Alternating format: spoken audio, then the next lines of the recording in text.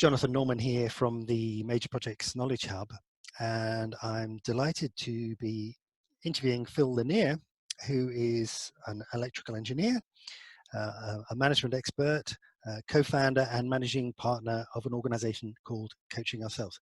Phil, you and the other partners at Coaching Ourselves are advocates of something called peer coaching. Let's start there. Do you want to explain what is this concept of peer coaching and why is it so important for major projects and for the kind of world that we live in today? So peer coaching is a term that is evolving over time, and it doesn't have a set definition. Definition depends on who you ask. But broadly speaking, peer coaching is a process through which two or more professional colleagues essentially work together to reflect on their current practice and help one another get better at doing whatever it is they're trying to do.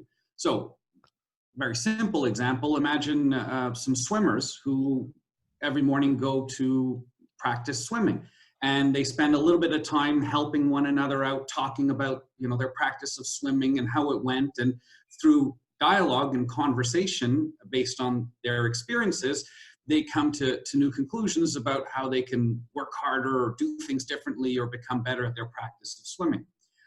When you look at professional jobs such as managing, or for that matter, teaching, or any one of these others, the work you do as a professional tends to be, or you tend to learn how to do what you're doing as a professional, certainly through some education at the early part of your career.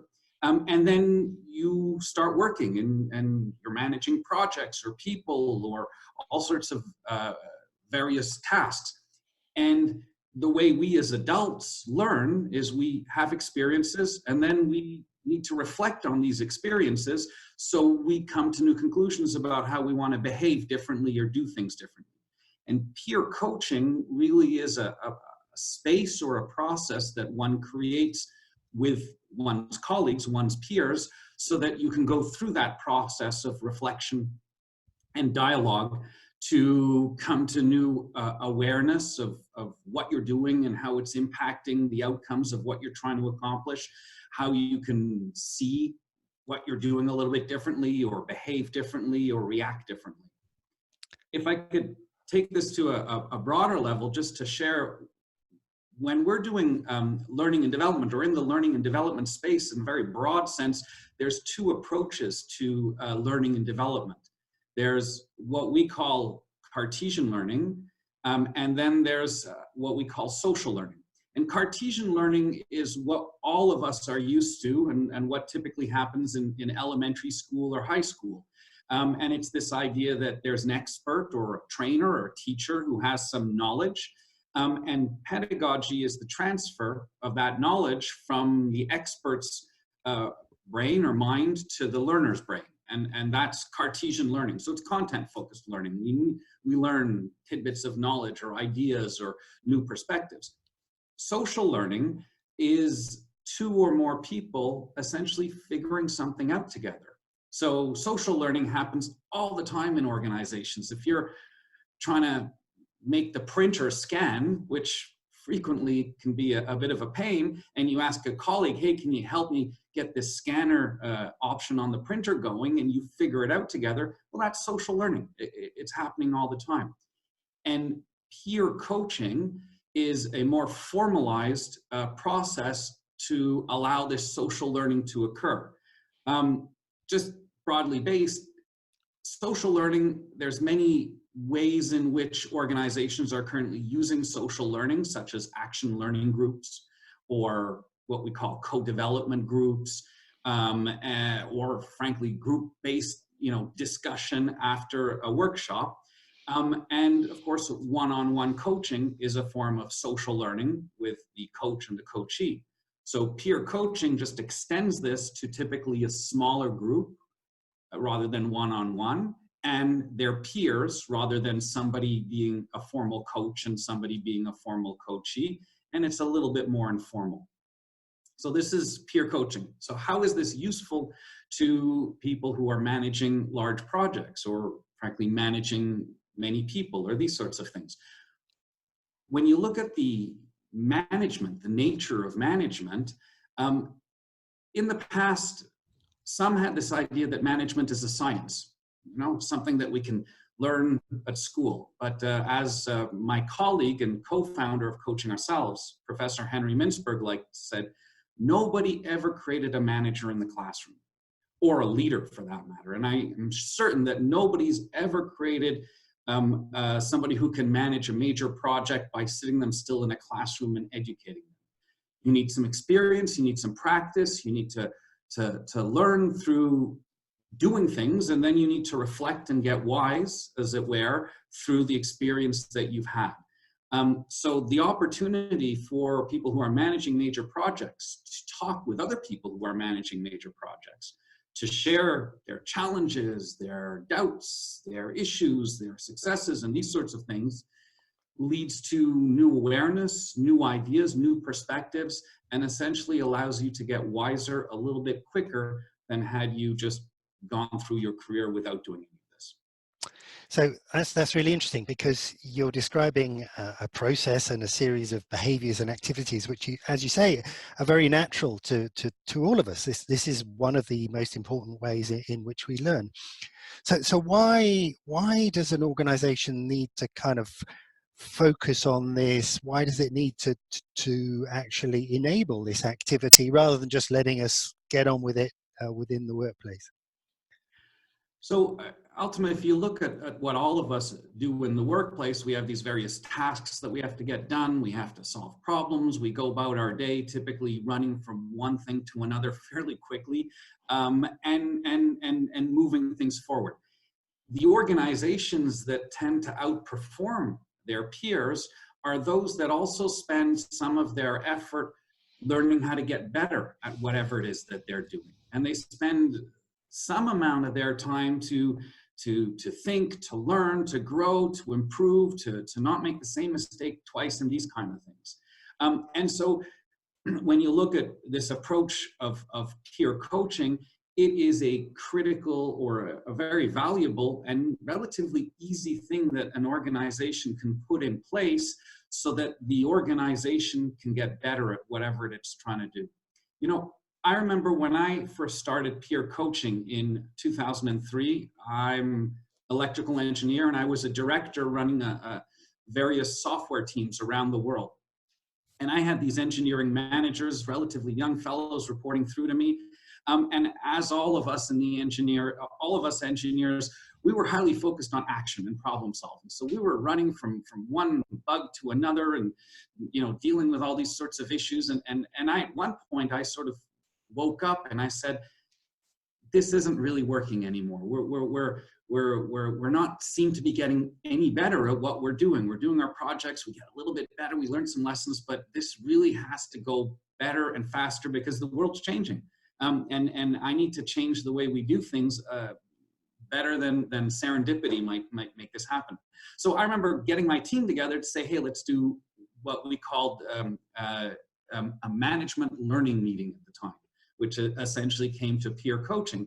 And my young team of engineering managers looked at me and they sort of said, I think Phil's crazy. Like, what a waste of time. We're engineers. We do things. We take action. He wants us to sit still and reflect on what we've done and learn. Total waste of time. And I remember talking to my managers and saying, okay, listen, we spend, 50 hours a week running around managing this and that. How about we spend 1 hour a week thinking and learning about what we've done, and then we can spend 49 hours a week running around like madmen, like we always do, making things happen. Turns out that slight switch, instead of 50 hours a week running around, you spend 49 hours running around and 1 hour a week thinking, makes that 49 hours far more effective.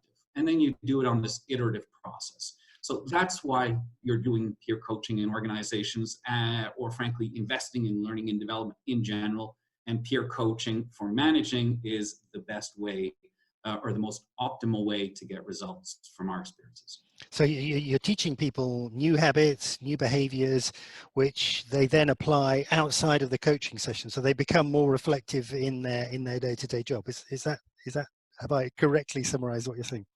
So there's a couple things that happen inside of the peer coaching session. Certainly one of them is this, in the sense that people are learning by sharing their experiences. There's some content in the peer coaching session that we do. It's not a pure experiential base. There's a mixture of some new ideas and new perspectives on how to manage given different contexts. There's our own experiences, and you sort of mix this content with experiences that you have and the experiences of your peers. And through the discussion, you come to those, I guess what we call in the learning industry, the aha moments. You go, oh yeah, of course, I shouldn't have gone and shortened the project timeline at that point in time, because it put all this pressure on everyone, and then they got sick or something like that. And that ended, you learn these sort of things by talking about them and listening to your peers. So you're learning from your own experiences by taking the time to think about what you did and how it happened. You're learning from the experiences of others by listening to them go through that same process.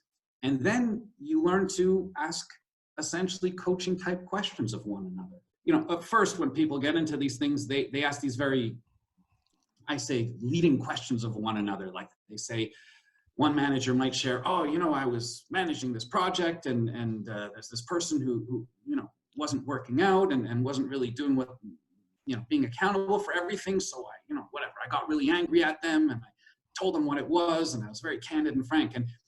And some of their, and then this person went and quit or something like that. So clearly I didn't get the results I was looking for with my action. So I'm sharing the story, and then somebody else might ask a leading question. Well, did you try this? And did you try that? These sorts of leading questions are not very helpful. And in fact, for anyone who knows that's been on the receiving end, they can be a little bit annoying, because you feel like, of course I tried that. You think I'm stupid? So in the peer coaching process, people learn how to ask coaching type questions, which are far more helpful. So people might ask questions, well, why do you think that this happened? Or why do you think this person went like this? And ask these questions that get people to further dig into their own experiences and their own perspectives, so that they can come to new conclusions about how they can behave. Fundamentally, when you look at a coach and a coachee, the coach is not telling the coachee what to do and what not to do. The coach is helping the coachee figure that out for themselves by asking these questions. Imagine I'm an organization, or I work for an organization, which I do, but and we're kind of thinking, this sounds like a great idea. How might we get started? So how are we gonna pick this up, and how are we gonna get started? So there's one wonderful thing about peer coaching compared to pretty much almost all other learning and development ways that you can do things in organizations. You can try peer coaching. It's low risk. It's very easy. And when we look at the organizations that we work with, and we have thousands of organizations now that we've helped start with peer coaching, it almost always starts with a pilot or an experiment. So how do you get started with peer coaching? You just try one. You just get a group of 4 or 5 managers in your organization that are willing to give up about an hour and a half of their time to try a peer coaching session. And you do it over a Zoom or a telephone call or in person. The logistics are simple, and you just give it a go. Once you've done one peer coaching session, now you have an idea of, first, will this even work in my organization? And it's a low-cost investment to understand that.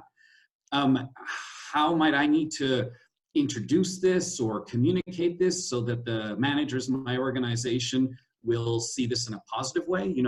Coaching unfortunately suffers from the negative connotation where we feel like we've been assigned a coach because we're not doing so well. And that's, of course, completely untrue, but you have to get over that. And then you also develop what's very important for peer coaching, or frankly, any social learning approach in an organization.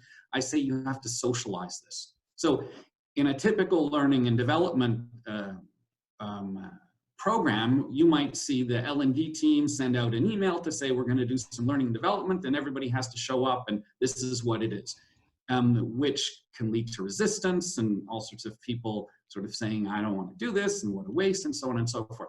So with peer coaching, when you try one, you now have 5 people that have gone through it and like it, and they'll talk to their colleagues. And then you can start to spread it outwards. From the first session, now we see 2 ways in which organizations use or spread peer coaching. In one way is a wholly emergent strategy, in the sense that you take your first group, you get your success, and then each one of those each one of the participants of your first group can start up a peer coaching group with their teams, and the L&D professional or HR professional who's managing all this becomes like an orchestra conductor as they manage the spread of this process in the organizations. Mm-hmm. In other cases, people will introduce peer coaching by adding it to an existing program, so it can sort of grow by adding some peer coaching sessions into an existing program. Or we see quite a lot of people introduce peer coaching finally by using it during one of the management offsites or leadership forums that many organizations hold. And they'll run some form of a peer coaching within this leadership forum or management offsite. People will get introduced to it, it will be useful, and then they can start to spread it outwards from there, either as a fixed program or as an emergent process. Do you see it, and in your experience, do you see it being used and developed as a kind of real-time tool as well as a planned and staged coaching session? So once people are comfortable with this format, they actually just call some colleagues together to tackle a problem that they've got, to get some coaching on an immediate problem. Yeah, and we see quite a lot of that, and it's really fascinating because if you look at sort of human systems and the way these things spread outward. So, for example, we have one client in Japan, a very large client, and as a result of using our peer coaching program, the managers started to use this approach of small group learning throughout their organization. And I believe they now run well over 10,000 peer coaching sessions every year across this organization. And it's very loose, it's very informal, and very agile, essentially, so that the managers can make this work given, you know, the logistics of their projects and their team members and these kind of things. So yeah, we see quite a lot of, if you wish, spread. So people get used to the process, people understand what it is, and then they bring that into, frankly, all their other interactions when they're working with their teams or their colleagues, in the sense that they become a bit more like a coaching style conversation rather than the classic, let's say, management conversations that we have in some organizations. So yeah, it changes, it's a culture change when you introduce peer coaching. In essence, as a result of getting people used to it, you change their culture, or you change the culture of the organization by changing their behavior.